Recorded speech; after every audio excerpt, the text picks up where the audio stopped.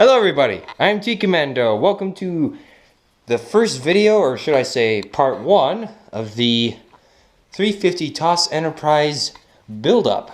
I've just laid down some primer a couple hours ago, and I'm about to put down some black for the light blocking on the inside. And then once all that is done, I'll be laying down the main hull color. And according to the paint guy that's in there, I think it'll be a good match. So, without further ado, what do you say we get this going?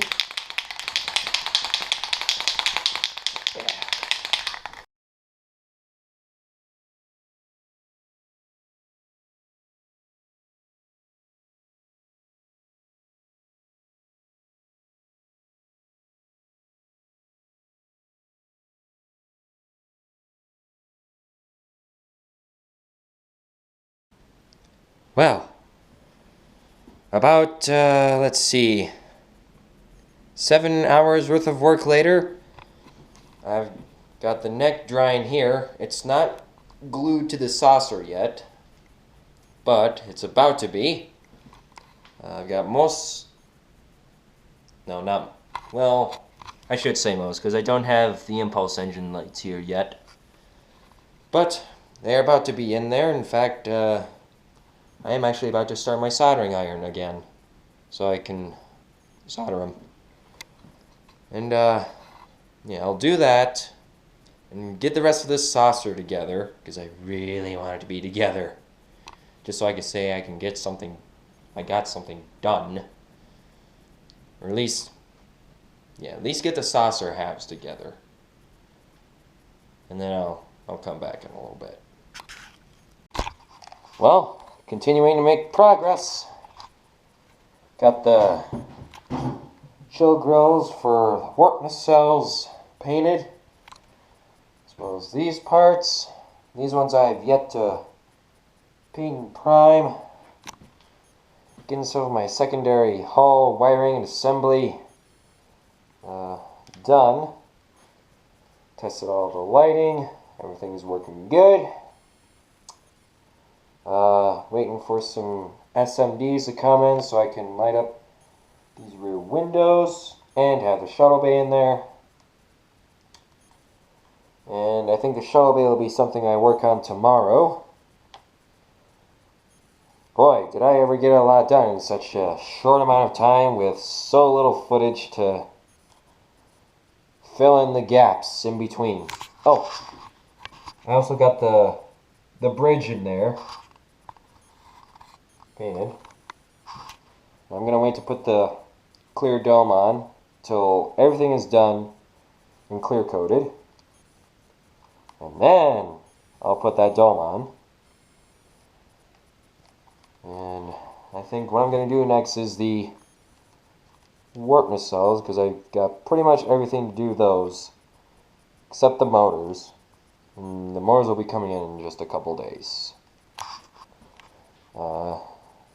So I'll be right back with a little bit of warp nacelle progress and hopefully some spinning bussards.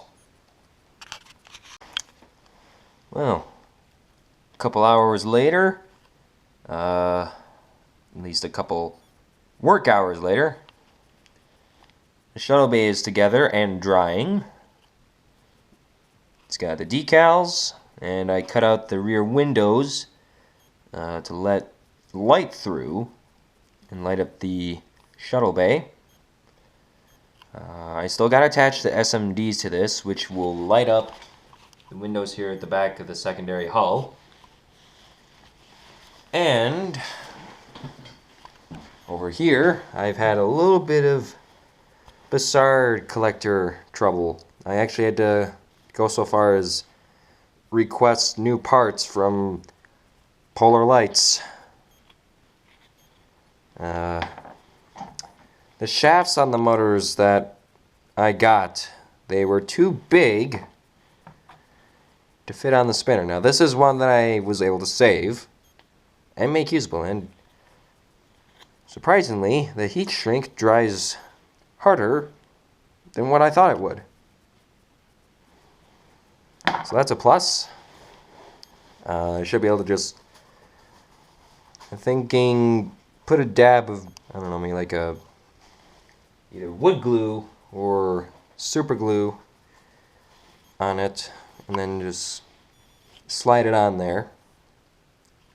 But not before checking to make sure that the shaft, or that the spinner is able to, you know, fit in there with the outer dome fitted. You know what I'm getting at. Make sure this fits on here and can spin freely enough with this on. Yeah. So, yeah.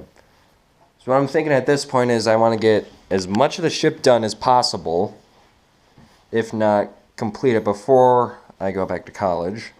The only thing that wouldn't be complete on this would obviously be the bussard collectors, but everything else seems to be going pretty well, and I think this will be the end of part 1. So, this, I know it's kind of like jumping all over the place. My excitement towards the model and trying to overcome issues with the bussard collectors kind of interrupted the video cycle, but part 2 I think will be better. So hope you enjoyed this. Be sure to subscribe to stay up to date on this build, and I will see you in the next video. See ya.